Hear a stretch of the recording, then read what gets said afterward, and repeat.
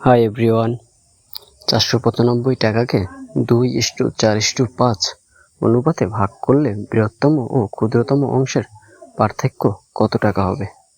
উত্তর: প্রথমে আমাদের করে নিতে হবে অনুপাতদ্বয়ের যোগফল।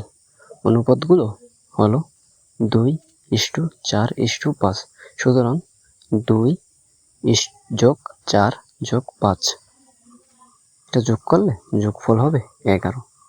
এখন আমরা বের করব বৃহত্তম অংশ। বৃহত্তম অংশ বের করার ক্ষেত্রে আমরা লিখব 495 এর 5/11। 11 থেকে 49কে কাটলে 44, 4 বার থাকে 5 আর 5 55, 5 বার 11 5 গুণে 55, 5 গুণ 45 হলো 225 টাকা।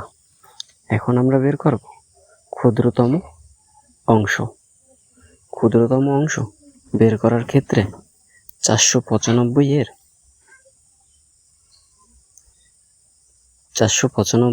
এর 2/11। 11 দিয়ে 495 কাটলে হবে 45, 45 2 গুণে 90। তো এখন আমাদের পার্থক্য হবে 225 টাকা থেকে 90 টাকা বিয়োগ করতে হবে।